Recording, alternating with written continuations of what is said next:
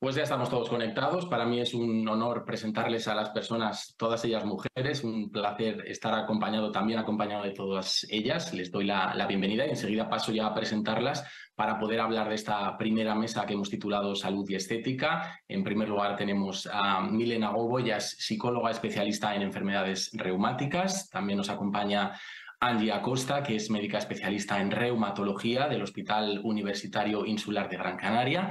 Y tenemos también a María Jesús Urra, que es paciente de espondiloartritis y blogger de belleza. Muchísimas gracias a todas por acompañarnos esta tarde. Un placer saludarles. Y bueno, pues para comenzar esta primera mesa de diálogo me gustaría hacer, bueno, pues una pregunta más general, sobre todo para darles oportunidad de hablar a cada una de ellas de forma breve. Más o menos tenemos en torno a unos 10 minutitos para repartirnos entre todos y luego iremos por partes con cada una de ellas. Decía, una pregunta más general un poco, ¿no? Para poder introducir este tema, y sí que me gustaría preguntarles desde su especialidad, también desde su experiencia personal, cada una de ellas, si nos pudieran contar un poco de qué forma afectan estas enfermedades reumáticas a estos temas de los que habla precisamente esta mesa, ¿no? A la belleza y a los temas de estética. Vale. Sí. No sé si tenemos un orden establecido. Pues empezamos con usted, si le parece. Vale. Venga. Bueno, pues desde lo que yo veo en mis pacientes, yo soy psicóloga y los veo y tengo tiempo suficiente para dedicarles, y tenemos desde luego que tocar el tema de la autoestima, que es algo que en general cuando uno tiene una enfermedad crónica acaba siendo teniendo un impacto. Y la autoestima tiene mucho que ver también con la estética, con cómo se autopercibe uno, cómo se ve a sí mismo. Y sí que hay mucha afectación desde las cosas más simples, más imprevisibles, como tengo problemas en los pies porque tengo artritis reumatoide y no me puedo poner unos tacones para una boda, hasta pues tengo una psoriásica, con lo que implica el tema de la piel, sobre todo en gente joven. Es realmente algo que les afecta mucho más de lo que a primera vista se ve. Y no es solo la patología, sino también los fármacos que se utilizan, la ganancia de peso, el impacto a veces en la calidad de la piel. Hay muchas cosas que afectan su estética. Eso por poner cosas que yo veo en consulta habitualmente. Pero seguro que vosotras también lo habéis percibido, la una como paciente, la otra como médico. Yo como reumatóloga, que claro, veo todos los días pacientes con artritis, tengo una percepción obviamente desde mi papel de lo que me cuentan, porque además pues suelen ser pacientes muchas veces jóvenes, que como bien acabas de decir, pues no me puedo poner unos tacones porque tengo artritis en los pies, pero luego también la afectación cutánea es importantísima. Ya sabemos que las enfermedades reumáticas en muchas ocasiones tienen afectación cutánea, afectación visible. De hecho, hay estudios que dicen que en la artritis psoriásica hay más afectación de la calidad de vida por la afectación de la piel, por lo que piensen los demás de que tengo en la piel, que por la propia afectación articular. Eso lo sabemos. Pero luego, además, cuando está la enfermedad no controlada, muchas veces la tumefacción articular en las manos es visible, o sea, te la pueden ver una persona que está al lado tuyo. Y luego, como bien decías tú también, al principio muchas veces tenemos que tirar de corticoides para controlar la enfermedad, y los corticoides tienen pues efectos secundarios muchos, y entre ellos pues la ganancia de peso, y eso al final, esa percepción de cómo yo me encuentro físicamente siendo una persona joven teniendo esta enfermedad, me influye en estéticamente y en mi estado de ánimo. Efectivamente, yo como paciente, gracias a todos por darme la oportunidad de aportar mi experiencia, totalmente de acuerdo con ambas. ¿Y qué os voy a contar? Pues yo he pasado por corticoides, inmunosupresores de todo tipo, que de repente, pues eso, pues de engordar 17 kilos, se te cae muchísimo el pelo, te llenas de moratones, se te llena la boca de herpes, placas de psoriasis, eczemas, pieles atópicas, que se te llena, pues parece que estás lleno de caspa de arriba a abajo. Y efectivamente, pues es un shock ese momento de mirarte al espejo y no ser capaz de reconocerte, ¿no? Decir, este no soy yo.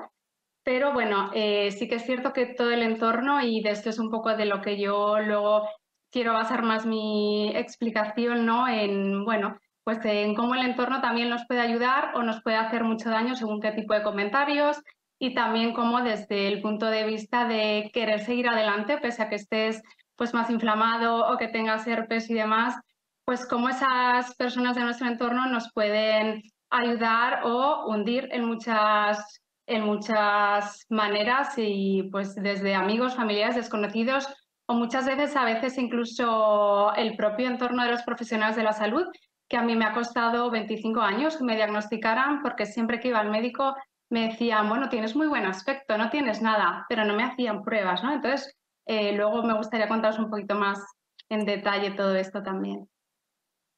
Perfecto, pues bueno, como vamos a tener tiempo, vamos a hablar poco a poco de cada uno de esos puntos de vista. Está muy bien, que es lo que decíamos al inicio, ¿no? Ver todo esto desde distintos prismas, de distintas perspectivas, porque al final todo eso da una visión conjunta, ¿no? Muchas veces a lo mejor nos fijamos en un detalle concreto, cómo afecta de esta forma, pero al final es un poco importante ver, ¿no? Cómo todo suma y todo hace al final que haya una percepción X hoy de estas patologías, ¿no? De estas patologías. En primer lugar, yo creo que para comenzar esta mesa de diálogo, si le parece, podemos hablar con Milena Gobo de un tema que obviamente es muy importante. Últimamente, especialmente desde hace unos años, se habla mucho de la salud mental. Relacionada con ella, obviamente, está los cuidados de la autoestima, ¿no? En general, pero especialmente en lo que estamos tratando hoy en día, que es personas que tienen este tipo de enfermedades y que se ven expuestas, obviamente, a posibles cambios tanto en la apariencia física, que por supuesto se puede acabar terminando en una afectación en la salud emocional, ¿no? En el estado de ánimo.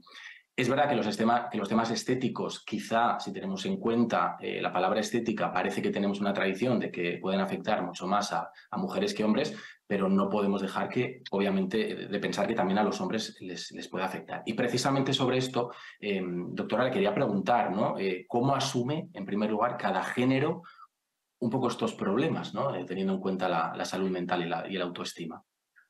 Lo que has dicho es totalmente cierto. Es verdad que sigue siendo más frecuente que el tema de la estética afecte más a mujeres que a hombres, pero cada vez esa brecha va desapareciendo más. O sea, los hombres también ahora, perdonadme que es que estoy en la consulta, lo siento. Cada vez es más frecuente que los hombres también tengan esa queja y también le den mucho valor. Antes ha mencionado mi compañera que hay gente muy joven. Y la gente joven, la estética es una cosa que forma parte de su propia identidad, o sea, es su carta de presentación, están todavía en proceso de formación. Lo vemos a diario, ¿no? Y en los hombres concretamente hay una afectación muy grande también a la hora de identificarse con su sexualidad. La artritis psoriásica, por ejemplo, que tiene muchas veces placas de afectación en las zonas precisamente donde tienen que ponerse en evidencia en el acto sexual, eso lo llevan fatal, mucho peor los hombres que las mujeres. Luego, por otra parte, otra cosa que también es muy llamativa, perdonadme, porque es que de verdad parece que se ponen de acuerdo todo el mundo para fastidiarme esto. ¿Me veis bien? Sí, sin problema. Le vemos y le escuchamos perfectamente. No se preocupe por las llamadas. Sabemos que tiene mucho trabajo. Vale, así sí. que... Bueno, ya se lo comenté con artritis cuando me lo pidieron, que por desgracia no hay problema. ando un poco liada y bueno, he hecho todo el esfuerzo porque los pacientes para mí son muy importantes y hay que darles prioridad sobre cualquier otra cosa. Y entonces siempre intento responder. Lo que pasa que a veces, bueno, pues me colapsan, ¿vale? Y por supuesto. Y esto sí. funciona. Retomamos un poco lo que decíamos, doctora, eso, sí, un poco a los hombres retomamos. de esa manera, pero hay que tener distintos puntos de vista. Vale, claro. entonces, cosas importantes o tips, porque a mí me parece que es importante que se salga de una mesa redonda con cosas que sean útiles. Entonces, hay dos cosas que para mí son muy útiles cuando estoy trabajando la autoestima y el autoconcepto de las personas que tienen cualquier patología que les merma esa autoestima. La primera es centrarse en lo que sí es controlable por encima de lo que no es controlable. O sea, en lugar de obsesionarse porque esa piel esté mejor, porque el aspecto sea más maravilloso, es decir, bueno, ¿qué puedo hacer? Pues puedo tener un buen corte de pelo, puedo tener una ropa cuidada, puedo maquillarme si soy mujer de una manera determinada. O sea, centrar mis esfuerzos en aquello que puedo hacer por encima de aquello que no depende de mí, para que no se abandone medicación, para que no se dejen de lado cosas importantes y centrarse en las que sí que podemos hacer. Y luego otra cosa que también es importantísima, el segundo consejo, es recordarnos a nosotros mismos que somos mucho más que cuerpo, somos mucho más que estética. Cuando la gente se focaliza mucho en un aspecto de su cuerpo, les recuerdo que hasta la modelo más guapa del universo y el hombre más guapo del universo tiene defectos y que nosotros tenemos que poner en valor aquello que sigue estando muy bien. O sea, centrarse en lo que funciona y en lo que yo puedo controlar. Y a partir de ahí puedo reconstruir mejor mi autoestima. Esos son un par de consejitos breves que yo daría. No sé si tenéis más preguntas. Sí, vamos a hacer, si le parece, doctora, como una ronda un poco lo que decíamos, ¿no? Hemos escuchado inicialmente las palabras de cada una, teníamos un poco esta parte en la que nos explica cada una un poco más en profundidad su contenido. Si le parece, podemos seguir ahora hablando con la doctora Angie Acosta, que nos cuente también un poco ese punto de vista. Haremos lo mismo con María Jesús. En este punto aprovecho para decir que todas aquellas personas que quieran participar ya saben que lo pueden hacer escribiendo esas preguntas en el chat que está habilitado en la parte inferior de las pantallas. Pueden enviar en cualquier momento a lo largo de esta mesa redonda cualquier inquietud, que obviamente una vez que terminemos esta pequeña ronda pasaremos también a intentar responder. Me gustaría continuar con usted, Angie. Bueno, sabemos que además de ser reumatóloga, como decíamos al inicio, también es una persona que promueve mucho pues, el deporte como estilo de vida. Es verdad que tendemos a creer posiblemente que hacer deporte puede perjudicar o quizá aumentar el dolor en muchas ocasiones en las articulaciones, ¿no?, de aquellas personas que presentan estas patologías, aunque lo bien es cierto es que un poco de lo que hemos estado hablando también y por experiencia previa muchas veces, ¿no?, como periodista, por ejemplo, cuando he hecho reportajes, muchas veces los propios pacientes nos lo cuentan, de que a veces es justo lo contrario, ¿no? Entonces, nos gustaría preguntarle a usted como especialista en reumatología, ¿cómo contribuye precisamente el deporte en estos temas de salud y estética para estas personas que tienen estas patologías? Bueno, yo es que cuando me propusieron esta mesa dije, sí, yo, porque yo voy a hablar de mi libro, porque yo en la consulta me falta repartir tickets para el gimnasio, porque está ampliamente demostrado que el deporte es una de las patas del tratamiento para la artritis. Es así, o sea, yo siempre digo que el deporte no es opcional, no es un hobby, no, hombre, obviamente tenemos que encontrar con el que nos sintamos bien, el que nos guste hacer y con el que nos entretengamos, pero no es algo opcional. El deporte tiene que formar parte de la vida de todos nosotros, pero más el paciente con artritis. Y lejos de ser perjudicial, ha demostrado muchísimos beneficios en los pacientes. ¿Por qué? Por muchas cosas. Lo primero de todo, recordarle a los pacientes que la artritis en sí misma, solo por el hecho de tener artritis, ya tienes un aumento de riesgo cardiovascular. Independientemente de la edad, de si fuma, de si es obeso, de si es hipertenso, por el hecho de tener artritis ya tiene un mayor riesgo cardiovascular, con lo cual tenemos que concienciarnos más de que tenemos que cuidar esos factores de riesgo. Y luego además, pues eso, lo que hablamos antes de los tratamientos que tenemos, que pueden producir osteoporosis y otras complicaciones. Entonces, les hago el resumen de todos los beneficios que tiene hacer deporte. Primero de todo, para los propios síntomas, es decir, cuando nosotros tenemos una fuerza muscular, tenemos mejor rango de movilidad de la articulación, tenemos menos rigidez y luego vamos a tener menos limitaciones en nuestro día a día. Pero es que además, cuando se produce una contracción muscular, se segregan citoquinas, es decir, proteínas que son antiinflamatorias. Es decir, estoy haciendo algo por el control de mi enfermedad activo y real. Aparte de que se segregan también sustancias antioxidantes. Es decir, la actividad física en sí misma es ya beneficiosa. Y luego que cuando yo estoy haciendo ejercicio, disminuye la cantidad de tejido graso y los pacientes me preguntan, pero es que siempre me están diciendo que tengo que bajar de peso. No, no es solo por el hecho del peso en sí mismo. El peso es una carga física real sobre una articulación, sino que es que el tejido graso es proinflamatorio. Es decir, el tejido graso crea una inflamación subclínica, una inflamación que está ahí, que hace que sea más difícil controlar la enfermedad. Y esto me cuesta a veces mucho explicarlo a los pacientes porque no me da igual la talla que lleves. Yo lo que quiero es que bajes tu tejido graso porque sé que te vas a encontrar mejor de la enfermedad.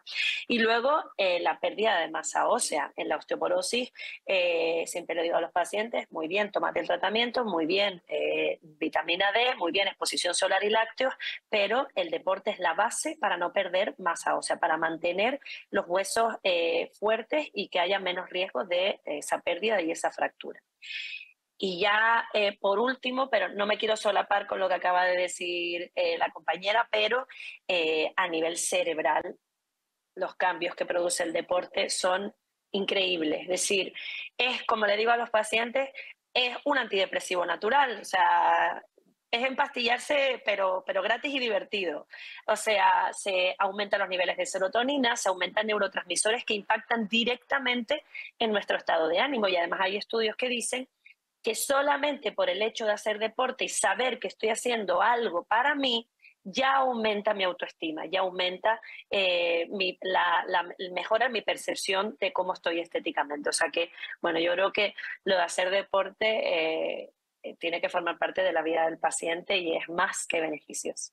Nos ha quedado claro que deporte siempre sí, Sí o eso sí. es fundamental. Decía un poco eso, ¿no? Desde incluso un consejo básico, como por ejemplo, incluso hasta tomar el sol, ¿no? Hacer deporte, es decir, seguir eso. ¿Qué otros consejos de forma breve, doctora, podría darle a estas personas que quizá saben de la importancia del deporte, pero todavía se resisten un poco, ¿no? Por aquello de la pereza y más precisamente, ¿no? Cuando uno tiene una patología como esta? Sí, mira, el otro día lo colgué en mi Instagram, intento poner muchas cosas, ¿no? Para motivar a los pacientes y decía, pues yo conozco a gente que va a entrenar a las 4:30 de la mañana antes de ir a trabajar, también a los que entrenan a mediodía, como es mi caso, por ejemplo, que como tengo consulta mañana y tarde, lo meto ahí como puedo. Cuando llegas por la noche, pero es que la pandemia nos enseñó muchas cosas.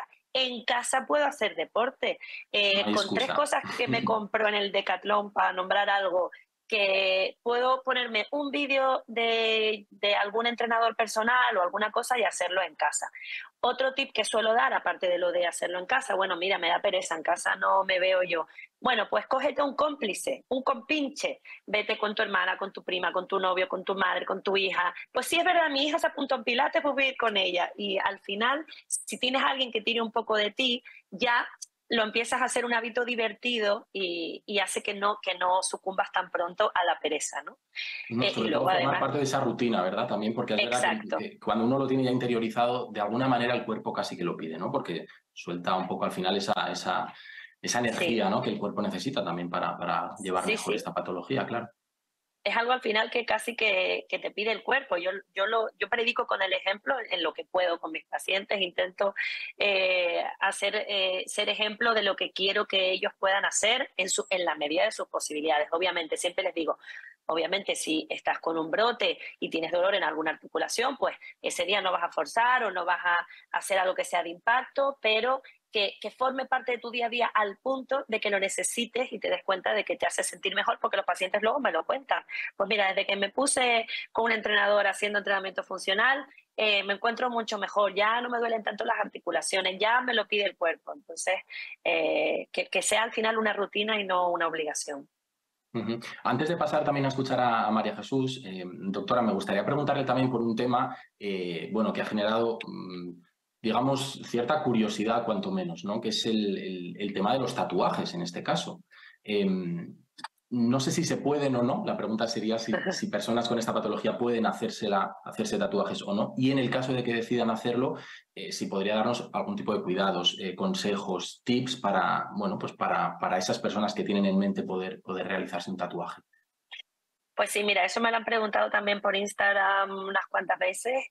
A ver, porque claro, al fin y al cabo son personas.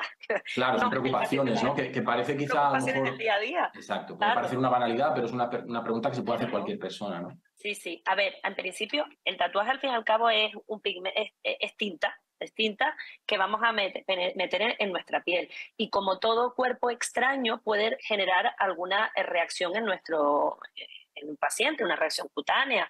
¿Qué pasa? Que estamos hablando de pacientes que tienen enfermedades inmunomediadas, enfermedades donde vamos a decir que el sistema inmunológico del paciente con una artritis reumatoide está un poquito más reactivo que en otra persona que no tenga la enfermedad. Entonces, ¿poderse hacer? Se pueden hacer.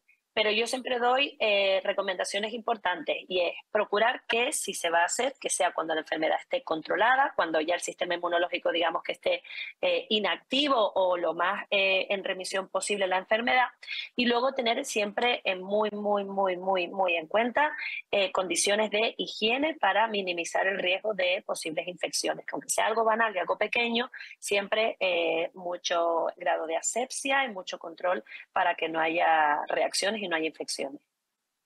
Pero poder pueden. Pues, duda resuelta, porque es verdad que también al final es un tema que genera no solo controversia, sino mucha curiosidad, ¿no? Cuando alguien se plantea poder hacérselo.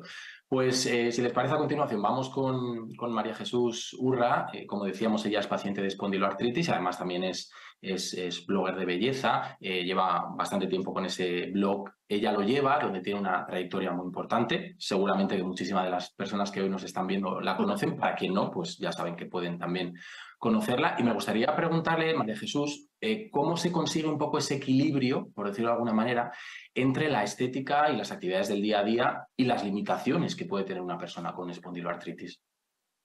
Pues efectivamente, Fran, es muy complicado conseguir ese equilibrio, y independientemente de que a mí el tema de la belleza, el bienestar y demás, pues personalmente es un tema que me gusta cuidarme profesionalmente. Pues por mi trabajo tengo que dar una buena imagen y como os comentaba antes también, emocionalmente a mí me ayuda mucho no verme enferma ante el espejo. Intento cuidar también esa faceta y que aunque yo no haya dormido, no vaya a salir de casa, pues no verme la cara, la ojera o arreglarme un mínimo, porque si no entro en la rueda, que ya me ha pasado de estar mucho tiempo sin poder salir de casa y entrar en esa rueda de cada vez verte peor y dije, no al menos no sumar yo más, ¿no? A verme todavía peor. El tema está en que mi principal problema no son, como os comentaba antes, pues cuando se me cae el pelo, se me hincha la cara por los corticoides, me salen brotes de acné o placas de psoriasis. Mi principal problema de cara a toda la sociedad es que nadie ve mi enfermedad, que no es visible a los ojos de nadie, y precisamente quería lanzar un poco este mensaje a todas estas personas, ¿no? Que, bueno, yo estoy diagnosticada de espondiloartritis axial y periférica, es una enfermedad que me inflama, en mi caso, el hombro. No puedo mover el brazo izquierdo, no puedo levantarlo como este, y la columna pues me impide muchísimo caminar, pues más de 10 minutos seguidos, o mantenerme de pie. ¿Qué pasa? Que físicamente nadie percibe mi dolor, mi cansancio, nadie sabe que yo esta noche he dormido 1 hora y media porque no puedo dormir, porque estoy ahora mismo con un brote tremendo de inflamación. Cuando los tratamientos médicos pues no te dejan de funcionar o no te hacen efecto. Entonces, para mí, o sea, yo siempre pienso, ¿por qué no lo verán al revés? ¿Por qué no valorarán el hecho de que yo he hecho ese esfuerzo por ser positiva, por ser optimista, por sonreír, por no preocupar a mi entorno y además por querer dar una buena imagen, ¿no? Y en general, lo que más recibo es... no te quejes, no estarás tan mal si estás maquillada. Tanto no te dolerá como para maquillarte. Si te estás haciendo fotos para redes sociales, pues no estarás tan mal. Y yo por dentro pienso, jolín, ya podrían pensar, pues qué bien, ¿no? Qué bien lo llevas y qué suerte poder enfrentarte hacia la enfermedad y decir, he dormido 1 hora, pero me voy a poner la más guapa del mundo, me saco mi rímel, mi anteojeras y me voy a trabajar en vez de encerrarme en mi casa a llorar. Luego llegas al trabajo y igual dices, madre mía, estoy que no puedo porque hoy no he dormido nada. Hoy tal mal no estarás, y mira qué maquillada vas, mira qué guapa te has puesto. Hoy estás estrenando vestido. Y yo pienso, ¿y qué tendrá que ver?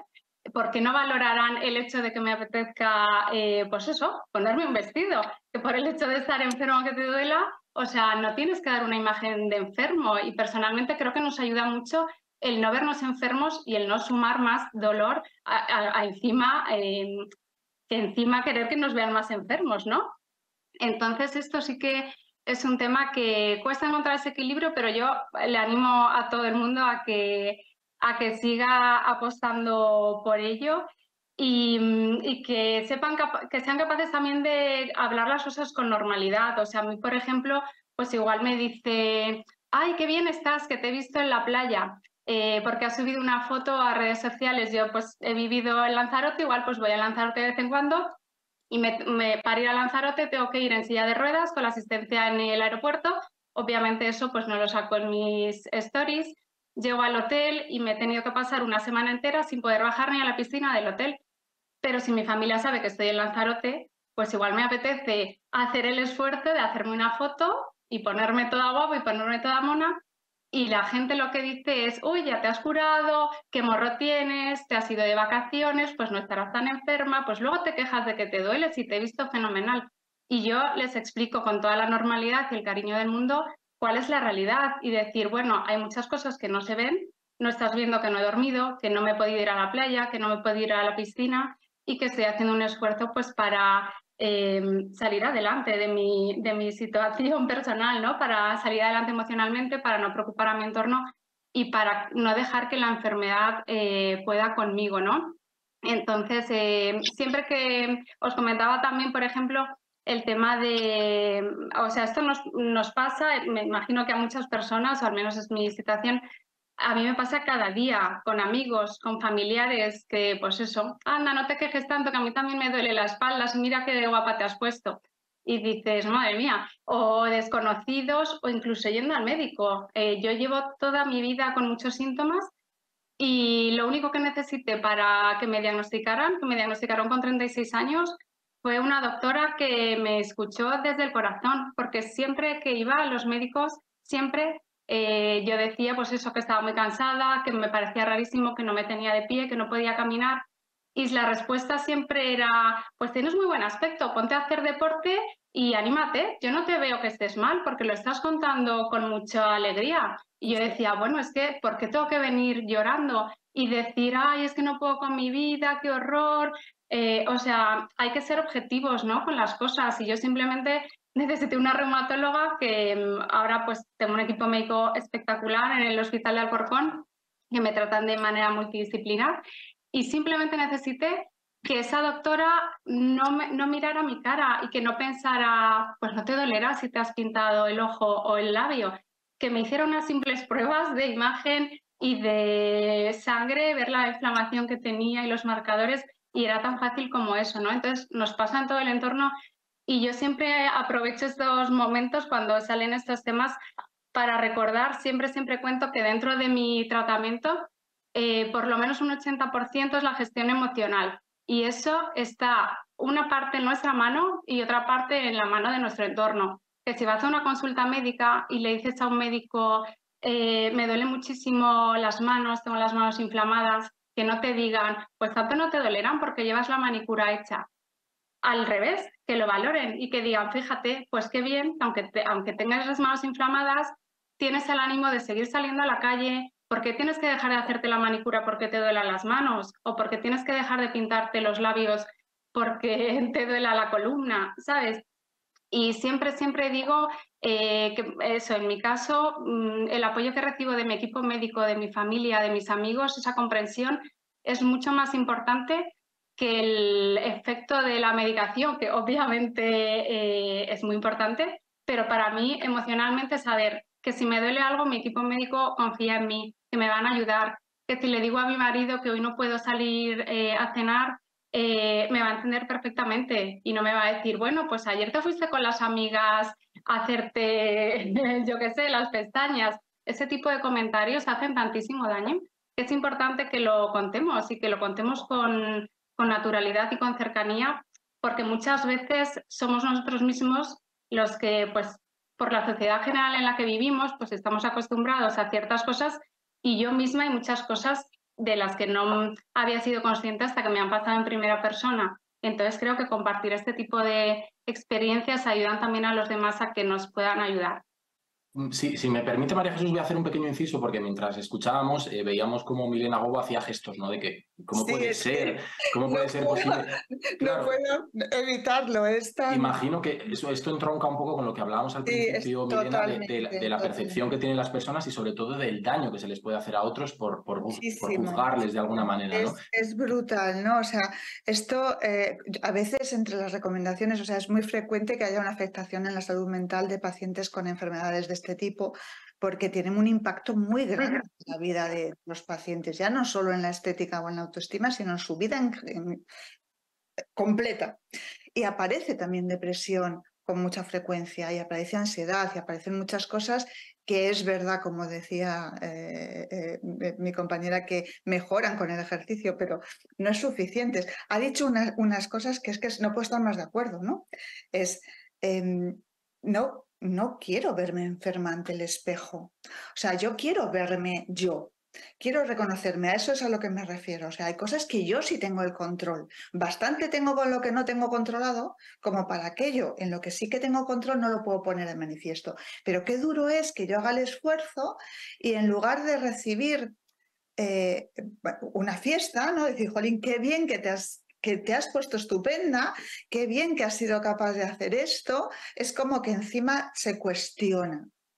Y me pasa, o sea, a lo mejor les digo a mis pacientes, mira, si no puedes hacer ejercicio, porque algunos, o sea, es verdad que los que todos recomendamos ejercicio, pero es que me ha hecho mucha gracia porque ha dicho la frase que me repiten todos los pacientes. Llega el médico y me dice, tienes que adelgazar, anímate y haz ejercicio. Y ponte a hacer deporte. Y venga, ya está, aquí ha quedado, ¿no? O sea, esta es la recomendación y no todo el mundo hace este esfuerzo que hace mi compañera de estar continuamente proporcionando recursos, ideas. No, la mayoría se queda en una recomendación y ahí te quedas.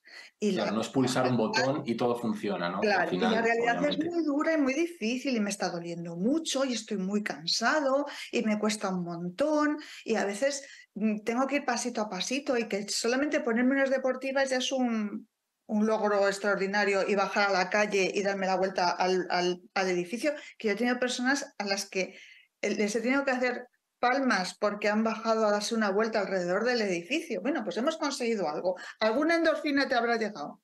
Y no es fácil luchar con la incomprensión desde fuera y les ocurre a muchísimos pacientes, a demasiados pacientes. Me gustaría hacer un inciso también a colación de esto, y es que hay muchísimas personas que todavía no están diagnosticadas. Los procesos de diagnóstico de esas enfermedades reumáticas son infinitamente largos. En mi caso, desde que empecé con 9 años hasta los 36 que me diagnosticaron, os podéis imaginar todo lo que he pasado por el camino. Y para mí, en mi caso, por ejemplo, cuando mis médicos me dijeron como mala noticia, tenemos malas noticias, si ya tienes esta enfermedad, también luego aparte, bueno, tengo enfermedad de Crohn, hidrosalinitis supurativa, que son otras autoinmunes que van todas de la mano. Y para mí fue una liberación y yo pensé, jo, qué pena que lo que para un médico es una mala noticia, para mí fue una alegría. ¿Por qué? Porque ya iba a poderle justificar a todo el mundo mi cansancio, mi malestar y demás, porque todo el mundo, aparte, o sea, todo el mundo te critica, pero yo no tenía nada que decir. Ahora al menos puedo decir, es que tengo esta enfermedad. Y por eso quiero pedir también a todas las personas que, aunque no haya un diagnóstico, que tengan esa confianza. Yo siempre digo, nadie se inventa. Yo tengo 41 años, yo no me estoy inventando que me duele el hombro, que no puedo estar de pie. ¿Por qué me voy a sentar en el suelo en la calle pudiendo estar de pie o pudiendo caminar, ¿no? El hecho de que no tengas un diagnóstico, porque los procesos son muy largos, no significa que no necesites el mismo apoyo y la misma empatía, ¿no? Y que no se tenga que llegar hasta ese punto en el que para una persona con esa enfermedad el diagnóstico sea una liberación para poder justificar todo lo que te pasa de cara a tu entorno. Claro, al final es un poco lo que no se nombra no existe, ¿no? Es decir, que cuando llega el nombre, al menos uno busca ya o tiene al menos la respuesta que buscaba para sí mismo, pero también un poco para el resto. Porque, por ejemplo, en su caso, María Jesús, si no me equivoco, tiene certificado de discapacidad. Sin embargo, mucha gente a priori cuando la ve por la calle, pues no hay nada que identifique como, por ejemplo, puede tener una persona con discapacidad que va en una silla de ruedas, por ejemplo, que puede ser a lo mejor lo más básico, ¿no? Cuando la ven, obviamente no hay nada que físicamente demuestre que tiene espondiloartritis, ¿no? En su caso. Entonces, ¿cómo se gestiona esa falta de empatía, que es de la que nos hablaba todo el rato? Es decir, la gente enseguida prejuzgamos y juzgamos, pero no somos conscientes de que detrás de cada persona hay una historia y que no necesitamos que nos falte una pierna o llevar unas gafas oscuras porque no tenemos capacidad de visión para demostrar que tenemos una discapacidad, ¿no? Como es en su caso con ese certificado, claro. ¿Cómo se gestiona esa falta de empatía? Pues eso es otro problemón, es un tema súper controvertido. Yo tengo un 39% de discapacidad y 70% de movilidad reducida. Tengo los 7 puntos de movilidad positiva y por ello pues te corresponde la placa de aparcamiento para personas con movilidad reducida. Y pues entramos un poco en la rueda de más de lo mismo, ¿no? Lo primero que te dice cualquier persona que entra en el coche y ve eso, ¡anda, qué suerte!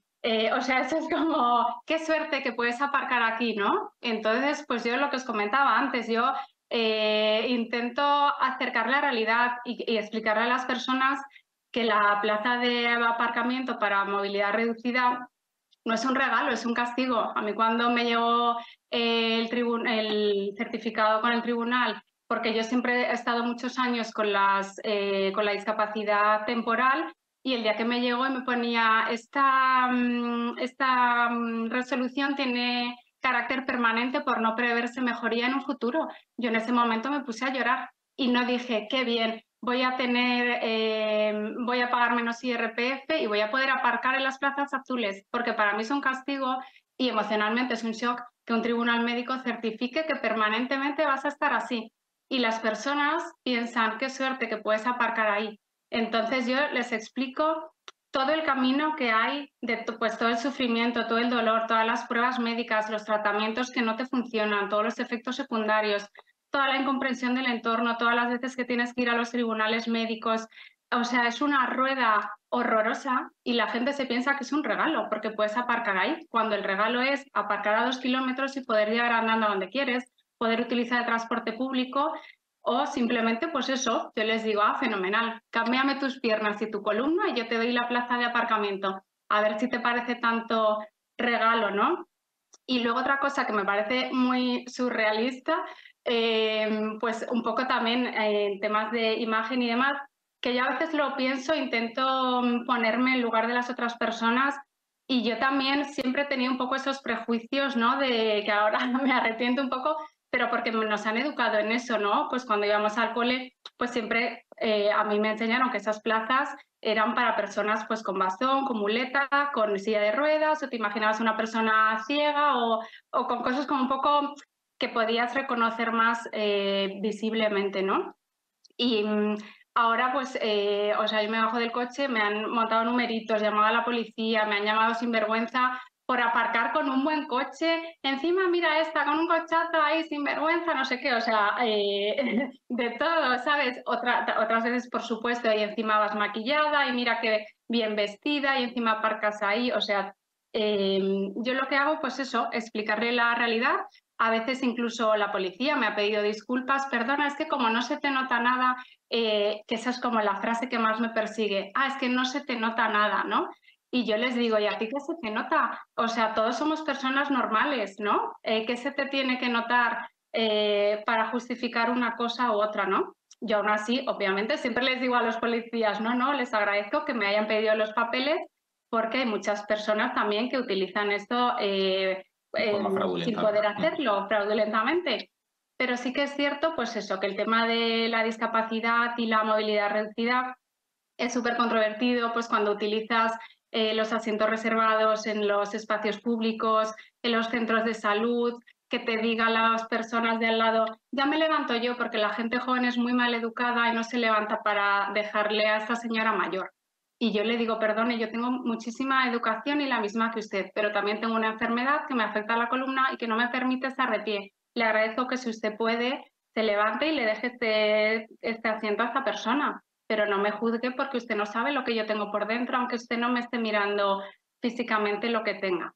Y al final la gente, yo creo que cuando les contamos la realidad con cariño, obviamente yo nunca me pego con nadie ni entro en disputas, claro, pero creo que les ayudamos también a comprender, ¿no? Y esa persona yo creo que se irá a su casa y dirá, pues fíjate, no lo había pensado, pero a partir de ahora, cuando vea que hay una persona sentada en estos espacios, o le preguntaré si realmente lo necesita o pensaré que realmente está ahí porque lo necesita. Claro, No es le una diré forma directamente, sinvergüenza, maleducado, levántate de ahí. Eso iba a decir que es una forma un poco de concienciar también, ¿no? Es decir, que esas personas pacientes tienen que hacer ese esfuerzo que no deberían por qué o no deberían tener por qué hacerlo, pero al final es un poco una forma también de educar a los demás. Respecto a esto, me gustaría preguntarle a la doctora Angie, porque mucha gente que nos pueda estar viendo hoy a lo mejor no acaba de entender, por ejemplo, en algo tan básico como ir en transporte público, un viaje largo en el que esa persona, como por ejemplo María Jesús, no puede ocupar un asiento porque aparentemente no tiene nada que, bueno, pues digamos, tenga que primar que ella se siente y no otra persona. ¿Cómo puede afectarle, por ejemplo, a una persona con una artritis el ir en un viaje tan largo en metro, rodeada de tanta gente, con esos movimientos que quizás se tiene que agarrar fuerte a la barra? Bueno, pues a lo mejor parece una tontería, pero tendrá unas consecuencias para el paciente.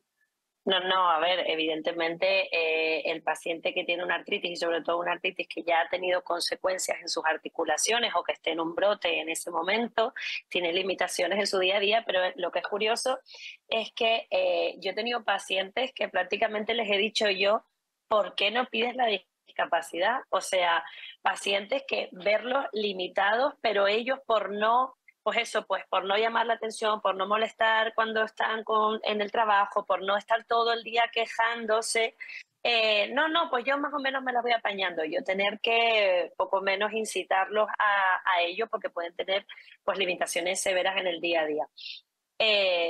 Y luego quería meter un poco de cuña por lo que estaban comentando ahora tanto Mirena como María Jesús, que realmente yo me he dado cuenta con mis años de especialista, que ya llevo unos cuantos viendo todos los días pacientes con artritis, que me he dado cuenta de que los reumatólogos somos un poco psicólogos. Quiero decir, yo me tomo el tiempo con el paciente de escucharlo, porque es que yo creo que el 80% de la consulta es escúchame. Luego ya me cuentas lo que me tengo que tomar, pero tú escúchame.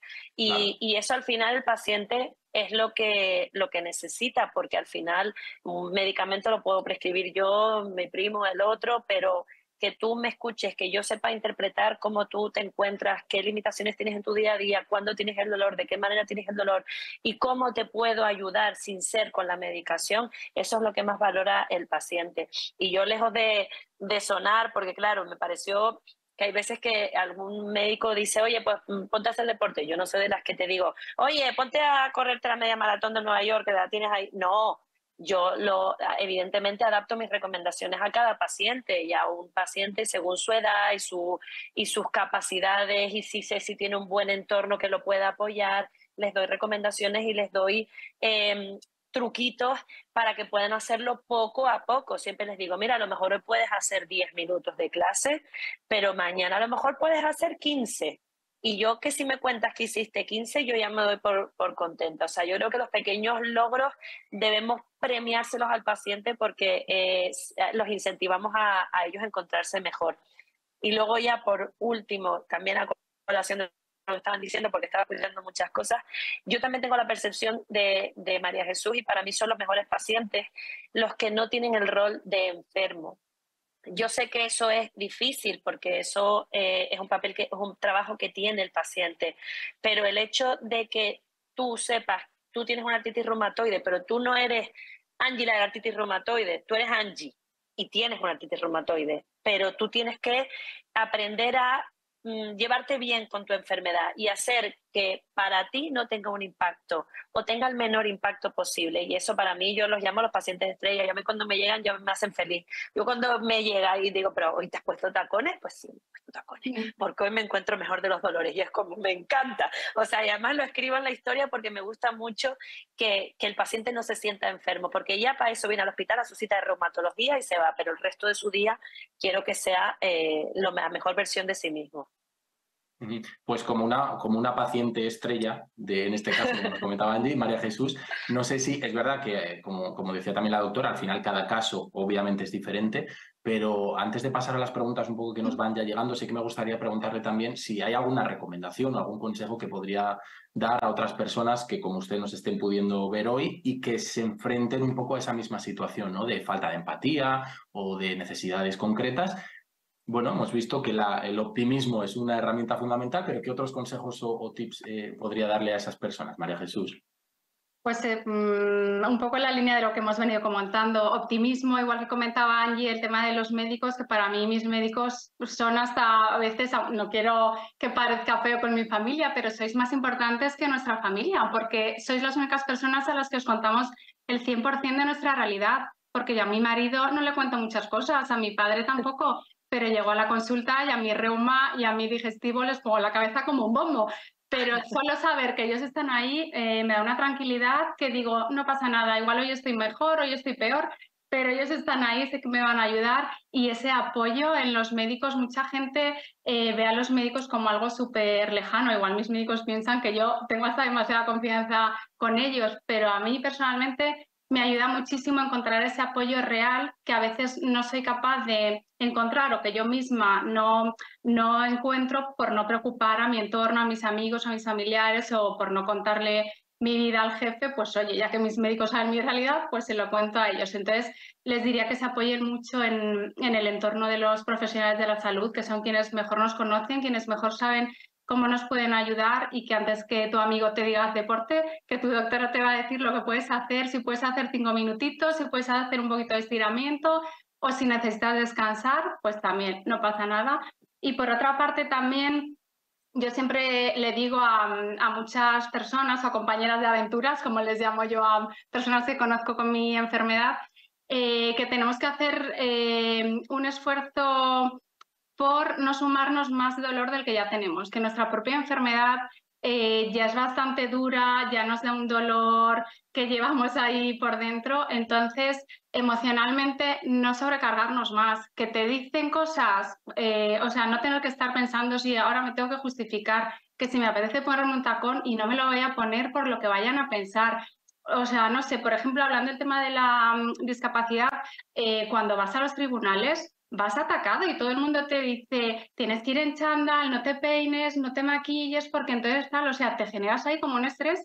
Y a mí me dijeron, vete en chándal, no te maquilles y lleva las muletas. Y yo dije, es que me niego, porque si yo este día no necesito las muletas, no me voy a hacer la enferma, porque si me tienen que dar un certificado de discapacidad, me lo va a dar un profesional por mi trayectoria médica, por mis diagnósticos, por mis pruebas de imagen, por los tratamientos que he tenido. También tenemos que tener esa confianza en que los profesionales están ahí para algo y entre nosotros como no sumarnos ese estrés añadido, ese miedo añadido al que dirán a ver si no me van a creer y tal. O sea, como relativizar, normalizar un poco todo y no sumarnos esos dolores añadidos a los que ya tenemos. Si ves que hay un familiar que por algún motivo pues te tiene más tirria, que a veces vas a las típicas cenas de tal o lo que sea, y te preguntan, pues, si tienes que decir bien, pues como siempre, con mis cosas. Yo a veces digo con mis cosas, porque si le digo, pues es que no me puedo mover y ya sé que me van a empezar, ¿cómo que no te puedes mover? Yo sí que a mí sí que me duele, no sé qué, tú no sabes lo que es no poderte mover.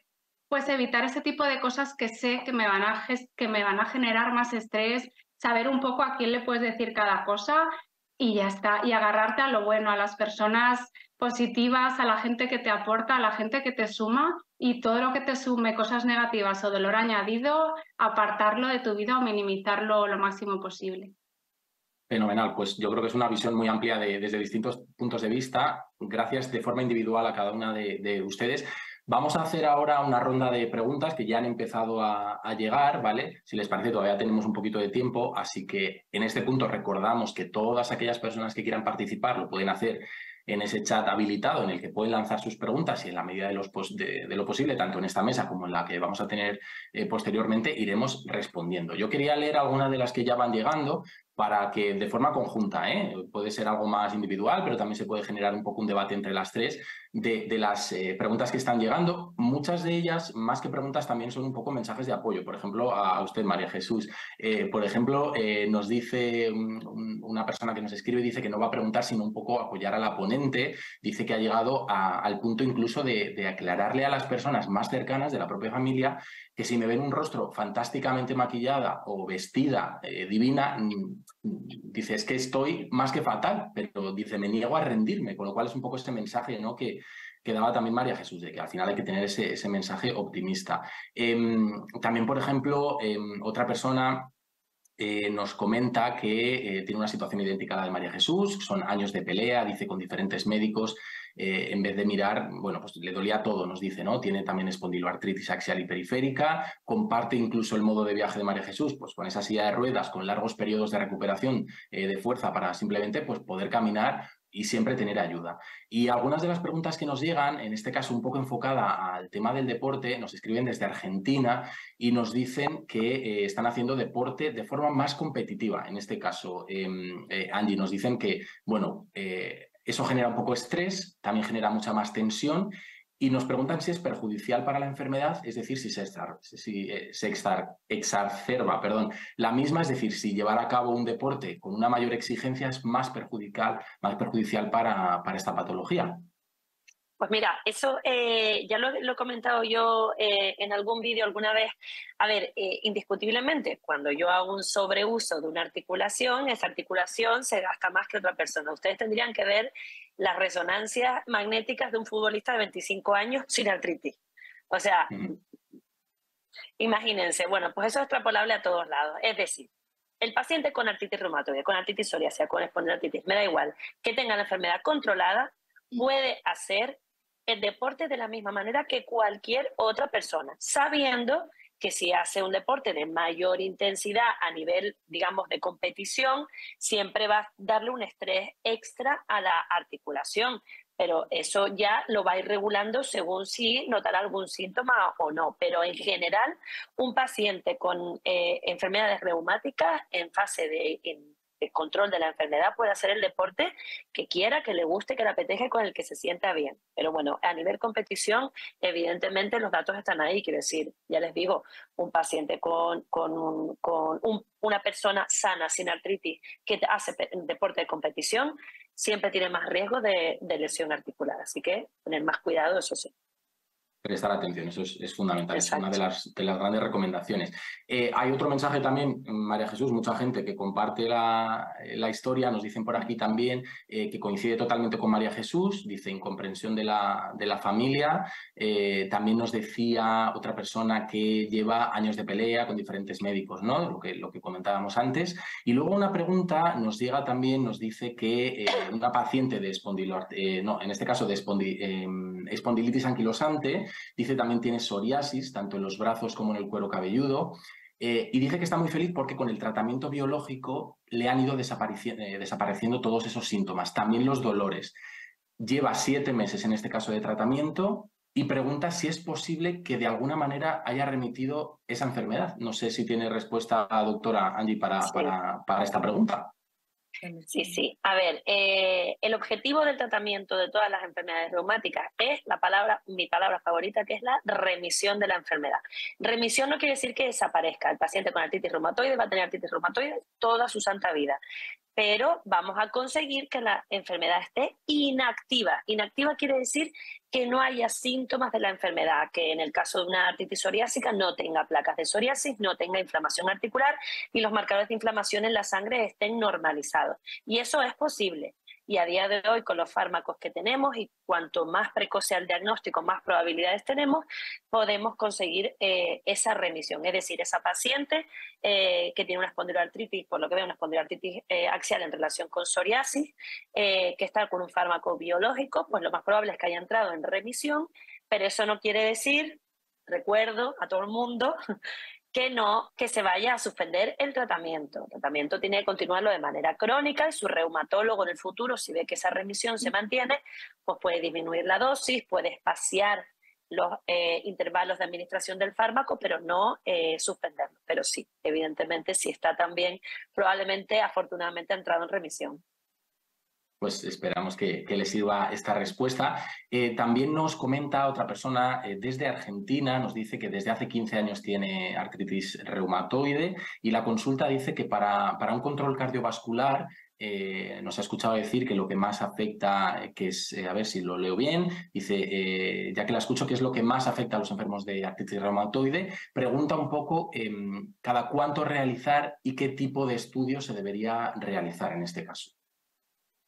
A ver, en los pacientes todos los pacientes con enfermedades reumáticas, normalmente, no solo por la propia enfermedad, sino por los tratamientos, solemos hacer analíticas periódicas. Es decir, yo veo a mis pacientes pues cada 3, 4 meses como mucho. Al principio son más pegaditas las analíticas, pero luego las hacemos pues si está todo controlado, y en esas analíticas vemos el perfil lipídico, es decir, vemos cómo están los niveles de colesterol, vemos si hay glucemias elevadas en ayunas, es decir, si pueda tener una diabetes o una prediabetes, y luego siempre que traigan los controles del médico de cabecera de al menos medición de tensión arterial periódica. Si no es hipertenso, no tiene por qué, pero controlar los factores de riesgo cardiovascular clásicos, es decir, eso, el peso, el perfil lipídico en la analítica, las transaminasas si estamos en tratamientos específicos y la tensión arterial. Pero bueno, no hay que hacer un estudio más allá si no hay otra sospecha. Quiero decir, no hay que hacer un ecocardio ni mandar al paciente al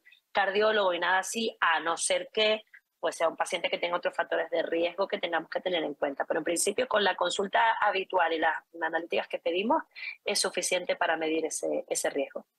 Tenemos otra pregunta también para la psicóloga, para Milena Gobo. Nos preguntan en este caso que cómo se puede contestar de alguna manera o gestionar, lo hemos hablado un poco antes, ¿no? Esa respuesta a todas las personas que nos hacen, dice la paciente, hasta llorar en algunos casos con los comentarios, ¿no?, relacionados con la imagen, por los efectos de la medicación, que también lo hemos tratado aquí. Es decir, muchas veces puede tener consecuencias para cada paciente diferentes, ¿no? Entonces, ¿cómo, nos pregunta esta paciente, cómo podemos gestionar esa respuesta a estas preguntas? Que es un poco lo que nos intentaba y lo que nos explicaba antes también María Jesús, ¿no?, de su caso particular. Me encanta que me haya hecho esta pregunta, me parece una pregunta crucial. Para empezar, no todas las personas son iguales. Hay como que categorizarlas entre personas relevantes y personas no relevantes. Las personas no relevantes, como decía, o sea, ninguna atención. Es una persona no relevante en mi vida, no voy a gastar mi energía ni me voy a sumar más dolor a mi dolor. Te sonrío, te digo, pues muy bien, es tu opinión, yo tengo la mía y paso de ti, literalmente. Las personas relevantes, que son básicamente 3 grupos, ¿no? Son las personas que nos quieren y a las que queremos, o sea, la familia, los amigos, nuestra pareja. Con esas personas la comunicación es necesaria. Y me ha preocupado un poco lo de que no me vean mal. Sí, que me vean mal, no pasa nada. No que me vean mal todo el rato, 24 horas, ni que me instalen la queja.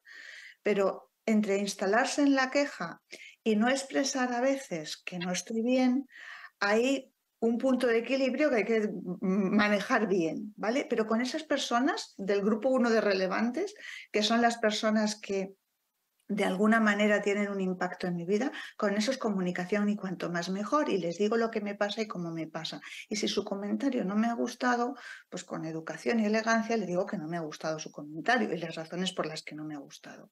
Luego está otro grupo de relevantes que son los que tienen poder sobre mí. Y ahí entrarían pues desde los jefes hasta pues a veces, como decía, ¿no?, un tribunal médico. Hay personas que tienen el poder de poder decirme si puedo aparcar o no puedo aparcar, si puedo ir sentarme en el asiento o no. Y con esas personas pues sí que tengo que gastar un poco de saliva y poner las cosas pues con educación de nuevo. O sea, creo que seguro se puede hacer, expresar mi necesidad, ¿no?, y colocarlas en su sitio. Y luego están esas otras personas que podríamos llamar los que saben, esas personas en las que confiamos, los médicos, por ejemplo, ¿no?, que comentaba ella. Los médicos, pero también puede ser un fisioterapeuta, puede ser un nutricionista, puede ser personas en las que nosotros confiamos y cuya opinión nos vale. Puede ser alguien, estamos hablando de estética, ¿no? Puede ser alguien que nos diga, pues mira, para las placas va muy bien que hagas no sé qué. Si confío en esa persona, si yo considero que es la que sabe, si es una persona que creo que me va a aportar, oye, mira, pues si no te puedes poner tacones, quedan muy bien estos zapatos para ponértelos con no sé qué, pues al que sabe le escucho, le atiendo, me vale. Pero a todos los demás, o sea, si quitamos esos 3 grupos, los que quiero y me quieren, los que tienen poder sobre mí y los que saben que al fin y al cabo es algo que decido yo y elijo yo, a todos los demás tenemos que hacer un pase de muleta, ¿vale? Dejarlos ir, es decir, muchas gracias por tu opinión, tienes todo el derecho del mundo a expresarla, pero no voy a dejar que me afecte, porque como decía ella, o sea, no hay que sumar dolor al dolor. Tengo la energía justa, no me sobra, tengo un chupito.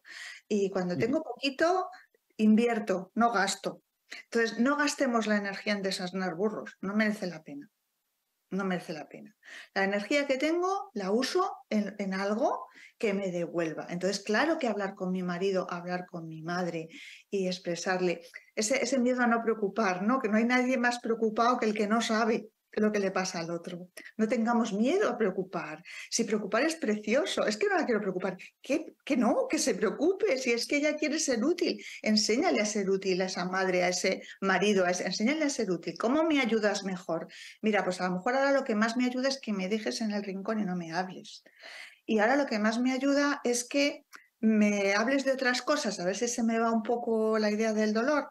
Dales pistas para que te ayuden, porque a veces con toda la buena intención hacemos aquello que más nos perjudica, no estamos haciendo lo mejor.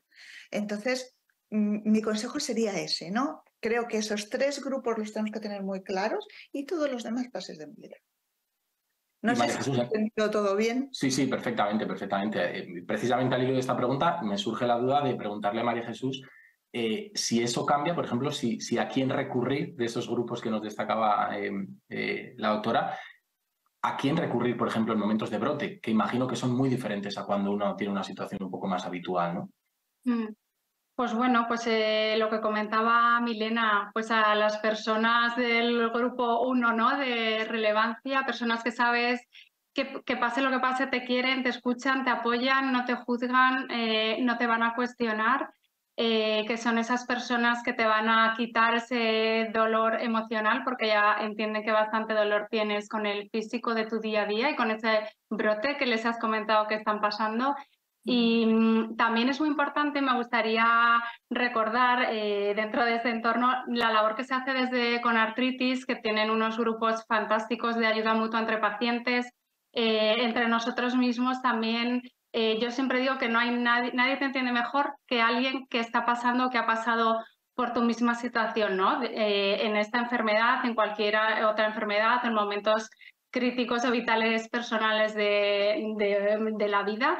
Y dentro de Conartritis pues también tienen pues un teléfono de atención integral para las personas con artritis, que cualquier persona que lo necesite, que se vea solo, que siente que su familia no le escucha, que nadie le entiende, pues que tiene siempre este teléfono ahí, que le van a poner en contacto con otras personas, que para mí fue vital.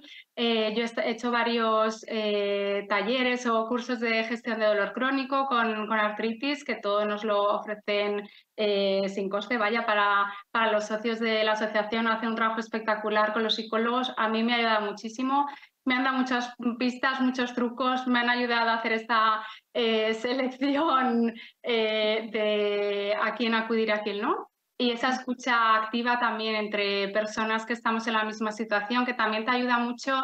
A mí personalmente me ayuda mucho también ver a personas que están peor anímicamente, para valorar, pues eso, ¿no? Cómo tenemos que, o dónde no quiero llegar a estar, ¿no? Es decir, es que no podemos caer aquí, o sea, las personas que están peor les ayuda que los que quizás están mejor anímicamente en ese momento te levanten, y a las personas que quizá pues ya tenemos esa gestión emocional de la enfermedad pues más trabajada, también nos ayuda a ver a otras personas que no lo están pasando, para saber que cada uno tenemos nuestro momento, que todos nos llevamos de la mano, que cuando uno está más abajo, el que está más arriba te levanta, y que te puedes volver a caer y que te van a volver a levantar siempre, y tener ahí esa red de confianza es muy, muy importante.